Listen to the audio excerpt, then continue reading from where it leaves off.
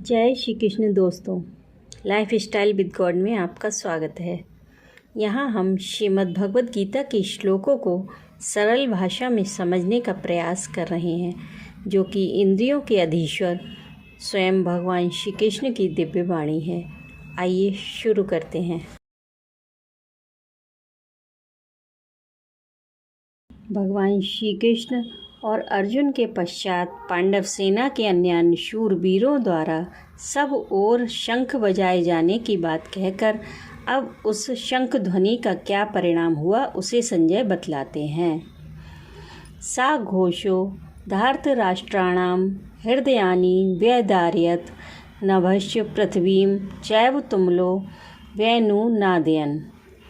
पहले अध्याय के 19वें श्लोक में संजय धृतराष्ट्र को बताते हैं कि उस भयानक शब्द ने आकाश और पृथ्वी को भी गुंजाते हुए धार्तराष्ट्रों के यानी आपके पक्ष वालों के हृदय विदीर्ण कर दिए।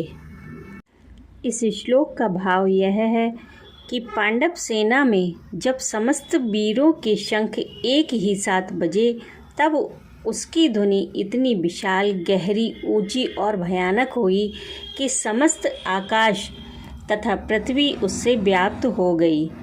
इस प्रकार सब ओर उस घोर ध्वनि के फैलने से सर्वत्र उसकी प्रतिध्वनि उत्पन्न हो गई, जिससे पृथ्वी और आकाश गूंजने लगे। उस ध्वनि को सुनते ही दुर्योधनादि धृतराष्ट्र पुत्रों के और उनके पक्ष वाले अन्य योद्धाओं के हृदय में महान भय उत्पन्न हो गया। उनके कलेजे इस प्रकार पीड़ित हो गए मानो उनको चीर डाला गया हो। अथ व्यवस्थितान् दृष्ट्वा धार्तराष्ट्रान् कपिध्वजा प्रवृत्ते शस्त्र संपाते धनुरुद्धम्य पांडवाः। ऋषिकेशं तदा वाक्य मिदमहा महीपते सेनयोरुभयोर्मध्ये रथं स्थापय मेच्युत। पहले अध्याय के 20 और 21वें श्लोक में संजय कहते हैं कि हे राजन, इसके बाद कपिध्वज अर्जुन ने मोर्चा बांधकर डटे हुए धृतराष्ट्र संबंधियों को देखकर उस शस्त्र चलने की तैयारी के समय धनुष उठाकर ऋषिकेश श्री कृष्ण महाराज से यह वचन कहा कि हे अच्युत, मेरे रथ को दोनों सेनाओं के बीच में खड़ा कीजिए।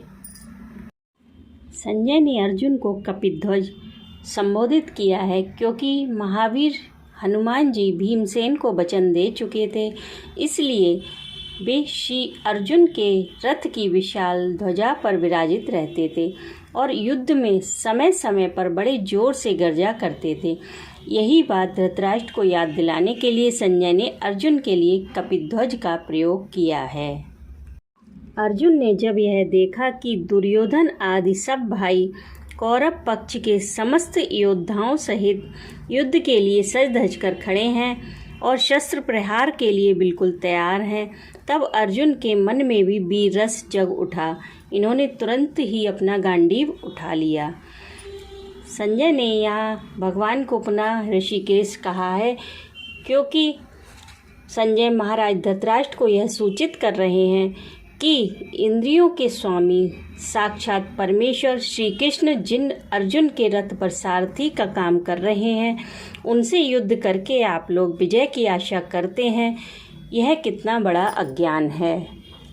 और अर्जुन ने भगवान श्री कृष्ण को अच्युत नाम से संबोधित किया क्योंकि जिसका किसी समय भी पराभव या पतन ना हो अथवा जो अपने स्वरूप, शक्ति और महत्व से सर्वथा तथा सर्वदा अस्खलित रहे, उसे अच्युत कहते हैं। अर्जुन इस नाम से संबोधित करके भगवान की महत्ता के और उनके स्वरूप के संबंध में अपने ज्ञान को प्रकट करते हैं। वे कहते हैं कि आप रथ हाँक रहे हैं तो क्या हुआ, वस्तुतः आप सदा सर्वदा साक्षात परमेश्वर ही हैं। राधे राधे।